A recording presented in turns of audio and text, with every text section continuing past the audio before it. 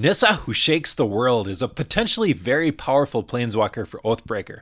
If you're not familiar with Oathbreaker, it's like Commander, but instead of a legendary creature as your commander, you have a planeswalker who's your Oathbreaker. You also have a signature spell, which is an instant or sorcery that you can cast as long as you control your Oathbreaker. So let's explore what kind of a deck we could make with Nissa, and what kind of signature spell would be best for her. Nissa costs 5 mana and starts at 5 loyalty. Her static ability says, whenever you tap a forest for mana, add an additional green. +1, put 3 +1/+1 counters on up to 1 target non-creature land you control. Untap it. It becomes a 0/0 elemental creature with vigilance and haste that's still a land. -8, you get an emblem with, lands you control have indestructible. Search your library for any number of forest cards and put them on the battlefield tapped.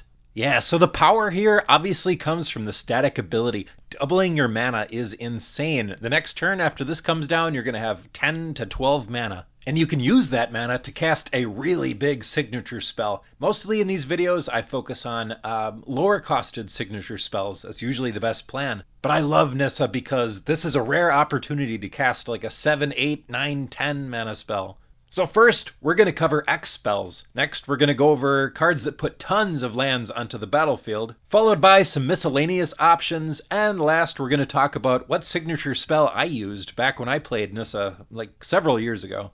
Finale of Devastation is probably one of your strongest choices. For X green, search your library and or graveyard for a creature card with converted mana cost X or less, and put it onto the battlefield. If X is 10 or more, creatures you control get +X/+X and gain haste. This is like if Crater Hoof Behemoth was your signature spell. Come to think of it, you could actually just get Crater Hoof Behemoth and double up on that. That's crazy. Casting it for 12, also possible if you hit your land drop the turn after Nissa comes down. I love this option. I love it. Green Sun's Zenith and Court of Calling are both slightly more budget options of this effect. It doesn't give you the +X/+X, but it does tutor up a creature and put it directly onto the battlefield. Still pretty good, depending on what you're going for. Moving into cards that are X spells and also put lands onto the battlefield. First, we've got Genesis Wave, X green.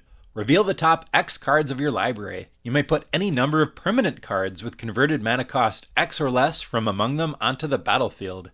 And Kamal's Druidic Vow for X green. Look at the top X cards of your library. You may put any number of land and or legendary permanent cards with converted mana cost X or less from among them onto the battlefield. Both of these ask that you build your deck in a specific way. Genesis Wave doesn't want any instant or sorceries because you want maximum value off of it. Kamal's Druidic Vow wants legendary permanents. That's pretty unique. Okay, 2 more cards that dump lands onto the battlefield in case you wanted to. Awaken the Woods is a really unique, cool option. For X green, create X 1/1 green forest dryad land creature tokens. And since they are forests, you can double up on the mana with the static ability. For me personally, I feel like this is the best mix of fun, power, and synergy. I love it. And then Reshape the Earth. 9 mana, search up 10 land cards, put them onto the battlefield tapped. Great for landfall synergies, for doubling mana off of Nissa, and it doesn't have the deck building restrictions some of the other ones have. Shout out to Early Harvest for being a unique 3 mana instant. Target player untaps all basic lands he or she controls. You can do some cool stuff with floating mana and then retapping all the mana again to double up again. Where you go from there, I don't know. It's just a neat card. Nissa's Revelation is a great card draw option, and it's thematic. 7 mana, scry 5, then reveal the top card of your library. If it's a creature card, you draw cards equal to its power and gain life equal to its toughness. And the card that I chose back when I built this, 4 years ago or so, Azuri's Predation. 8 mana. For each creature your opponents control, create a 4/4 green Phyrexian Beast creature token.